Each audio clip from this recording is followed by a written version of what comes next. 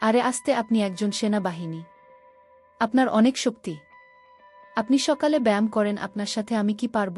এটা তো আমার প্রথম। তাই বলছিলাম অন্য দিন হবে। আমার সেনাবাহিনী স্বামী তো আমার কোনো কথাই মানতে রাজি ছিল না।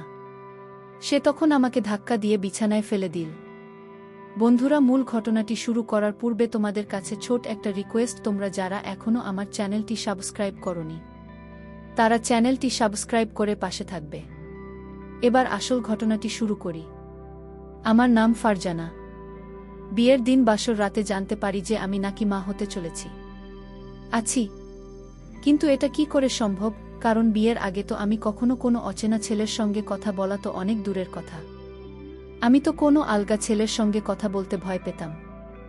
আমার বিয়ে একজন সেনাবাহিনীর সঙ্গে হয়েছিল বাসর রাতে। আমি যখন মুখে ঘোমটা টেনে ও মনে অনেক আশা নিয়ে আমার সাহসী সেনাবাহিনী স্বামীর অপেক্ষায় বসেছিলাম, তার কিছুক্ষণ পরেই আমার স্বামীর বাসর রাতে ভিতরে এসে দরজা ভেতর থেকে বন্ধ করে দিয়ে আমার কাছে এসে বলল, ফারজানা, আজ আমাদের প্রথম রাত। তাই আমি রাতটাকে চিরস্মরণীয় করতে চাই।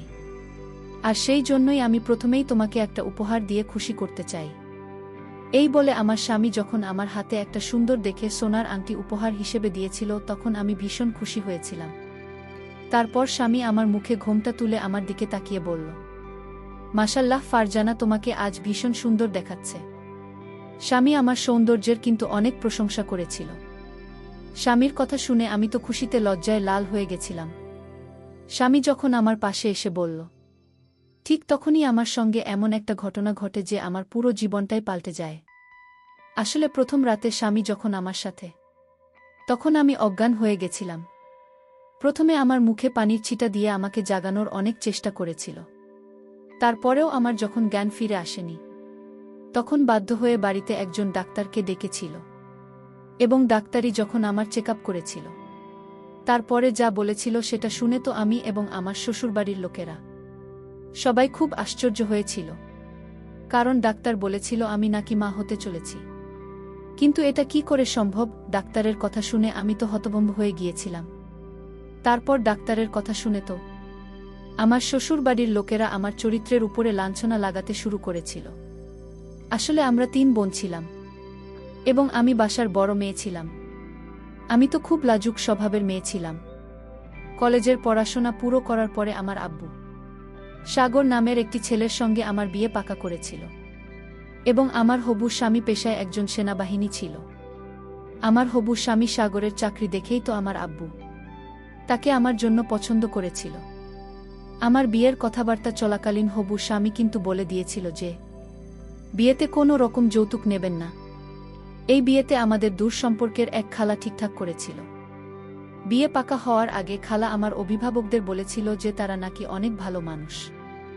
বিশেষ করে আমার খালা হবু শাশুড়ির ব্যাপারে বলেছিল যে উনি নাকি কোনো যৌতুক নেবেন না এবং আমাকে শুধুমাত্র 2 জোড়া কাপড়ে বিদায় করে শ্বশুরবাড়িতে নিয়ে যাবেন।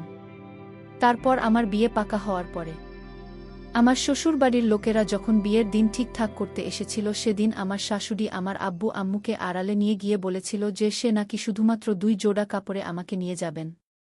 কিন্তু ওই সময় আমার আব্বু আম্মু তো আমার শাশুড়ির কথার মানেটা বুঝতে পারেনি। আসলে উনি তো সব কিছুই ডবল করে চেয়েছিলেন। ওই জন্যই উনি শুধু বারবার 2 জোড়া কাপড়ের কথা বলেছিলেন। সেদিন আমার শাশুড়ি আব্বু আম্মুকে বলেছিলেন যে এই বিয়েটা তো পাকা হয়ে গেছে, তাই উনি 10 ভরি গয়না এবং বাড়ির সমস্ত ফার্নিচার নেবেন। শুধু তাই নয়, উনি নগদ 5 লাখ নগদ টাকাও চেয়েছিলেন। এমনকি উনি এই কথাগুলো সাগরকে বলতে বারণ করেছিলেন এবং আমার আব্বু আম্মুকে হুমকি দিয়েছিলেন যে সাগরকে এই কথা বললে উনি কিন্তু এই বিয়েটা ভেঙে দেবেন। প্রথমে তো আমার অভিভাবকরা বুঝতেই পারেনি যে আমার শাশুড়ি এতটা লোভী মানুষ ছিলেন, কারণ আমার খালা তো তাদের ব্যাপারে অনেক তারিফ করেছিল। কিন্তু বিয়ে পাকা হওয়ার পরে আমার আব্বু আর পিছু সরতে পারেনি। কারণ আমাদের যখন থেকে দেখাশোনা শুরু হয়েছিল তারপর থেকেই কিন্তু সাগর প্রায় প্রত্যেক দিন আমাদের সবার সঙ্গে দেখা করতে আসত এবং সে কিন্তু সত্যিই একজন খুব ভালো মানুষ ছিল। সে তো এই ব্যাপারে জানতেন না যে তারা মা ভেতরে ভেতরে আমার আব্বার কাছে এতগুলো যৌতুক চেয়েছিল। এদিকে সাগর যেদিন প্রথম আমাকে দেখতে এসেছিল সেদিন সে আমাকে পছন্দ করে ফেলেছিল। আসলে আমি 18 বছরের খুব সুন্দরী তরুণী ছিলাম। তারপর সে কিন্তু প্রত্যেক দিন আমাকে দেখার বাহানায় আমাদের বাড়িতে আসত। এবং তার সঙ্গে আমাদের এত ভালো সম্পর্ক তৈরি হয়েছিল যে আমার আব্বু তো নিজের মনের মধ্যে গেঁথে নিয়েছিল যে যতই যাই হয়ে যাক না কেন আমার বিয়ে কিন্তু সাগরের সঙ্গে দিবে। এদিকে আমার হবু শাশুড়ি তো ভেতরে ভেতরে আমার আব্বুর কাছে এতগুলো যৌতুক চেয়েছিল, সেটা তো আমরা জানতামই না। তারপর ধীরে ধীরে যখন আমার বিয়ের দিন কাছে আসে, তখন গায়ে হলুদের দিন সাগরের বাড়ি থেকে সবাই আমাদের বাড়িতে এসেছিল। তার মা, চাচিরা, খালারা এবং সাগর নিজেও এসেছিল। সে তো সবসময় আমার সঙ্গে দেখা করারও কথা বলার বাহানা খুঁজতে গায়ে হলুদের দিন তাদের তরফ থেকে আমার জন্য তারা জামাকাপড় ও কিছু গয়না এবং গায়ে মাখানো হলুদ নিয়ে আমাদের বাড়িতে এসেছিল। আমার বিয়ের দিন দেখতে দেখতে চলে এসেছিল একদিকে। আমি তো খুবই খুশি ছিলাম এটা ভেবে যে আমি এত ভাল ছেলেকে নিজের জীবনে পেয়েছি। না হলে এখনকার যুগে তো প্রত্যেকটা চাকরি আর ছেলে যৌতুক নেওয়ার জন্য নিজেদের মুখ খুলে বসে থাকে। কিন্তু সাগর একজন সেনাবাহিনী হওয়া সত্ত্বেও সে আমার আব্বুর কাছে কোনো রকম যৌতুক নিতে চায়নি। সে নিজেই আমার আব্বুকে বলেছিল, আপনার মেয়েকে আমার বউ হিসাবে নিজের বাড়িতে নিয়ে যাব। এটাই স্বামী কথা ছিল। আপনি যে নিজের মেয়েকে আমার হাতে সঁপে দেবেন, এটা অনেক। কিন্তু তার মাঝেই ভেতরে ভেতরে আমার শাশুড়ি যে আমার আব্বুকে মানসিকভাবে চাপ দিয়েছিল যৌতুকের জন্য, সেটা তো আমরা কেউ জানতাম না। এদিকে বিয়ের আগেই সাগরে ভালোবাসা পেয়ে আমি তো তাকে মন থেকে নিজের স্বামী রূপে গ্রহণ করে ফেলেছিলাম এবং আমি খুব খুশি ছিলাম শ্বশুর বাড়ি যাওয়ার জন্য। কিন্তু অন্যদিকে আমার আম্মু, আব্বু ও বোনেদেরকে ছেড়ে যাওয়ার একটা কষ্ট আমার মনের মধ্যে ছিল। কারণ আমরা 3 বোন সব সময় একসঙ্গে থাকতাম এবং আমি আমার ছোট 2 বোন এদের খুবই ভালোবাসতাম। সেদিন সাগর যখন আমাদের গায়ে হলুদের দিন আমাদের বাড়িতে আসে, সেদিন সে সবার চোখে ধুলো দিয়ে আমাকে একটা ঘরের মধ্যে নিয়ে গিয়ে এটাই আমার সঙ্গে কথা বলেছিল এবং সে নিজের এমনকি বলেছিল, আর মাত্র একদিন তারপরে আমাদের অপেক্ষায় অবসান ঘটবে এবং আমি তোমাকে নিজের করে নেব। 1 মাস ধরে অপেক্ষা করেছি এই দিনটার জন্য। সেদিন আমিও কিন্তু থাকতে না পেরে সাগরের সাথে আমাদের বাড়িতেও সেদিন অনেক আত্মীয়রা ছিল। আমার চাচি ও খালার, আমিও, মামারা, ঘর ভর্তি লোকজন ছিল এবং তারা কেউ বুঝতেই পারেনি যে বিয়ের আগের দিন রাতে যখন বাড়িতে প্রোগ্রাম হচ্ছে, তখন আমি চেয়ারে বসে সবার আনন্দ ফুর্তি দেখছিলাম এবং আমার ছোট বোন আমার হাতে মেহেন্দি লাগিয়ে দিচ্ছিল। ঠিক ওই সময় আমার মেজ বোন মানে আয়েশা আমার জন্য 1 গ্লাস শরবত নিয়ে আসে। সে যখন খুব ভালোবাসে আমাকে সর্বদা খাইয়ে দিয়েছিল, তখন আমার ইচ্ছে না থাকা সত্ত্বেও আমি ওই গ্লাসের শরবতটা খেয়ে নিয়েছিলাম। কিন্তু শরবত খাওয়ার আধ ঘন্টা পরে জানি না আমার হঠাৎ করে কি হয়েছিল। আমি তো শরবত খাওয়ার পরে বেহুশ হয়ে গিয়েছিলাম ওই সময়। কিন্তু আমার শ্বশুর বাড়ির লোকজনেরা সবাই আমাদের বাড়িতেই ছিল, এমনকি আমার হবু স্বামী আমাদের বাড়িতেই ছিল। তারপর আমাকে বেহুশ হতে দেখে তো আমার বাড়ির লোকজন ডাক্তারকে বাড়িতে ডেকে নিয়ে এসেছিল। ওই সময় ডাক্তার যখন আমার চেকআপ করছিল, তখন আমার হবু শাশুড়ি তো আব্বু আম্মুকে যা ইচ্ছে তাই বলে অপমান করেছিল। এমনকি উনি তো কিছু না জেনে বুঝে আমার আব্বুকে বলেছিলেন যে, আপনার মেয়ে এভাবে হঠাৎ করে মাথা ঘুরে কেন পড়ে গেছে, আপনার মেয়ে আবার মা হতে চলেছেন না তো? আমার তো মনে হচ্ছে আপনার মেয়ে চরিত্রহীন। আমার তো মনে হচ্ছে আমি যেটা সন্দেহ করছি সেটাই সঠিক হবে।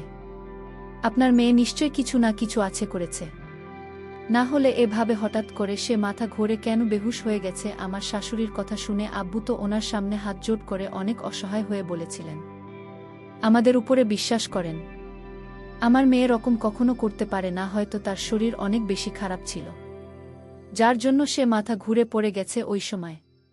কিন্তু আমার স্বামী তার মাকে বলেছিলাম, মা, তুমি কিছু না জেনে বুঝে কিভাবে ফারজানার উপর এত বড় মিথ্যা আরোপ করতে পারলে? শুধুমাত্র গর্ভবতী হলে কি মাথা ঘুরে পড়ে যায়?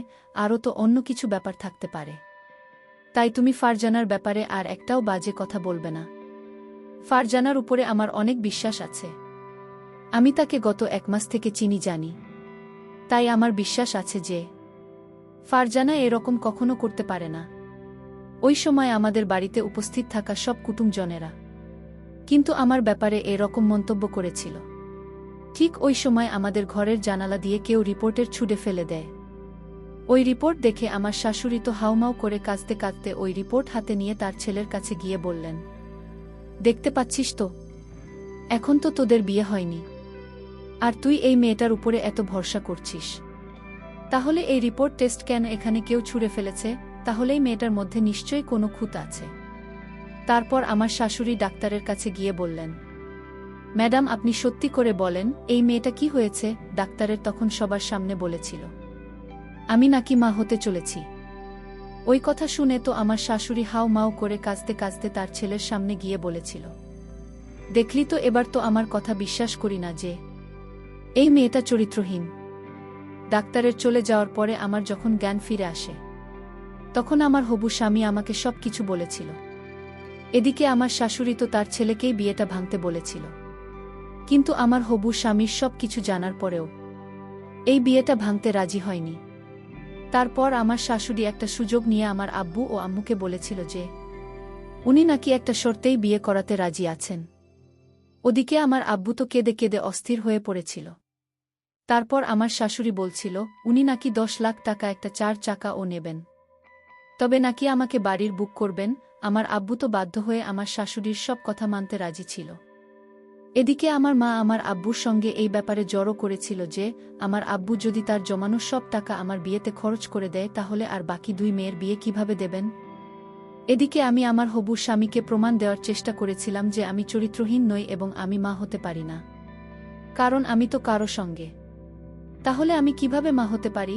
আমি তো অনেক বেশি ঘাবড়ে গিয়েছিলাম আমার বিয়ে নিয়ে, কারণ আমি যখন শুনেছিলাম যে আমি নাকি মা হতে চলেছি, আমি তো তখন ভেবে নিয়েছিলাম যে এবার তো আমার বিয়েটা ভাঙা নিশ্চিত, কারণ কোনো ছেলে বিয়ের আগে যখন মেয়েটার ব্যাপারে এটা জানতে পারবে যে আছে, তাহলে তো সেই ছেলেটা কখনোই মেয়েকে বিয়ে করবে না। কিন্তু সব কিছু জানার পরেও আমার হবু স্বামী আমাকে বিয়ে করতে রাজি ছিল। এবং কেন সব কিছু জানার পরেও আমার স্বামী আমাকে বিয়ে করতে রাজি ছিল এটা জানার পরে কিন্তু আপনারাও আশ্চর্য হয়ে যাবেন, কিন্তু আমার স্বামী বলল শুধু আমার আব্বুর সামনে একটা শর্ত রেখেছিল যে আমাদের বিয়েটা পরের দিন নয়, আগামী 5 দিন পরে হবে। কারণ এসব ঘটনা তো আমাদের বিয়ের আগের দিন হয়েছিল। আমার আব্বু তো ওই সময় ছেলেপক্ষ ওদের সব শর্ত মানতে রাজি ছিল। ওদিকে আমার আব্বু আমার শাশুড়ির কথা মতো সব যৌতুক কিন্তু প্রস্তুত রেখেছিল, ঘরের সমস্ত ফার্নিচার থেকে শুরু করে 10 লাখ টাকা পর্যন্ত। এমনকি মোবাইল ফোন আমার শাশুড়ি যৌতুক হিসেবে চেয়েছিল। এবং সেই সমস্ত যৌতুক আমার বাবা উপরের একটা ঘরে রেখেছিল এবং সেই ঘরের আলমারির ভিতরে 10 লাখ টাকা রেখেছিল। কিন্তু পরের দিন সকালে আমার বাবা যখন ওই ঘরটা খুলে দেখে, তখন দেখি যে আমার বিয়ের সমস্ত যৌতুক সেখান থেকে উধাও ছিল। এমনকি আমার বিয়ের 10 ভরি গয়না, 10 লাখ টাকা সব কিছু উধাও ছিল। এবং আবু তখনই বুঝতে পেরেছিল যে আমাদের বাড়িতে চুরি হয়েছে। আমার আব্বু তো হাউমাউ করে কাঁদতে কাঁদতে বাধ্য হয়ে আমার হবু স্বামীকে ফোন করে সব কিছু বলেছি। তারপর আমার হবু স্বামী আমাদের বাড়িতে এসে আমার আব্বুকে সামনে ছিল এবং আমার আব্বুকে বলেছিল আপনি একদম চিন্তা করবেন না, আপনি সব কিছু আমার উপর ছেড়ে দেন, এবং এই সব কিছুকে করেছে তাকে ধরার দায়িত্ব আমার। এমনকি আমার স্বামী সেদিন জানতে পেরেছিল যে এতগুলো যৌতুক তার মা আমার বাবার কাছ থেকে চেয়েছিল। এবং এটা জানতে পেরে তার পরের দিন সকালে আমার স্বামী আমাদের বাড়িতে সবাইকে ডেকেছিল। তারপর আমার স্বামী সবার সামনে তার মায়ের উপরে রাগ করে ওনাকে অনেক কথা শুনিয়েছিলেন এবং বলেছিলেন আমি একজন সেনাবাহিনী, আমি সৎভাবে নিজের কাজ করি, আর আপনি একজন সেনাবাহিনীর মা হয়ে কিভাবে তাদের কাছে যৌতুক চাইতেই পারেন?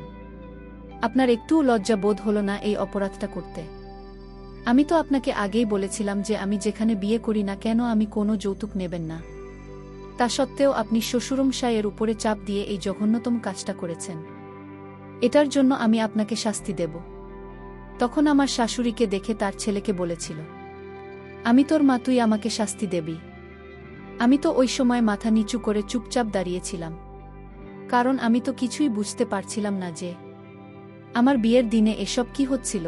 এবং কেউ তো ছিল যে আমার ক্ষতি চাইছিল, কিন্তু কে বা কারা চায়নি যে আমার বিয়ে একজন সেনাবাহিনীর সঙ্গে হয়? আমি তো স্বপ্নেও ভাবতে পারিনি যে আমার বিয়ের দিনে আমাকে এসব কিছু দেখতে হবে। তারপর আমার হবু শাশুড়ি অনেক এগিয়ে আমার দিকে আঙুল দেখিয়ে বললেন, এই সব কিছু তো এই মেয়েটার জন্যই হচ্ছে। এই মেয়েটা যখন থেকে আমাদের জীবনে এসেছে তখন থেকে একটার পর একটা ঘটনা ঘটেই চলেছে। ওদিকে আমার আব্বু তো মাথায় হাত দিয়ে বসে পড়েছিল, তার তো কথা বলার মতো অবস্থা ছিল না। তারপর আমার হবু স্বামী তার মাকে চিৎকার করে বলল, আম্মু এবার অনেক হয়েছে, আপনি এবার চুপ করে থাকেন, কারণ আপনি সত্যিটা জানেন না। সত্যিটা শুধুমাত্র আমি ফারজানা জানি। তারপর আমার স্বামী ওখানে উপস্থিত থাকা কবির নামের ওই ছেলেটির কলার ধরে বলেছিল, এবার তুমি সত্যি কথা বল, না হলে কিন্তু অনেক খারাপ হবে। আসলে কবির আমাদের গ্রামে থাকত, এবং কবির সঙ্গে আমার মেজ বোন আয়েশার খুব ভালো বন্ধুত্ব ছিল। আসলে তারা দুজনে একসঙ্গে কলেজে যেত। আমরা তো এটাই ভাবতাম যে তাদের দুজনের খুব ভালো বন্ধুত্ব রয়েছে, কিন্তু আমরা কেউ এটা জানতাম না যে কবির ও আয়েশা একে অপরকে খুব ভালোবাসতেন, এবং আয়েশা শুধুমাত্র নিজের কথা ভেবে আমাকে এতটা বদনাম করেছিল। এবং আমার মেহেন্দির দিনে যখন আয়েশা আমাকে ভালোবেসে শরবত খাইয়েছিল, তখন তো আমি জানতেই পারিনি যে ওই শরবতের মধ্যে আয়েশা কিছু একটা মিশিয়ে দিয়েছিল, যেটা খেয়ে বেহুশ হয়ে গিয়েছিলাম। তারপর যে ডাক্তারটা আমাদের বাড়িতে এসেছিল, সেই ডাক্তারকে কবির ঘুষ দিয়ে বলেছিল যে ডাক্তার যাতে আমাদের বাড়ির লোককে মিথ্যা কথা বলে যে আমি গর্ভবতী আছি, এবং এই সব কিছু আমার সেন আসামি তদন্ত করার পরে জানতে পেরেছিল।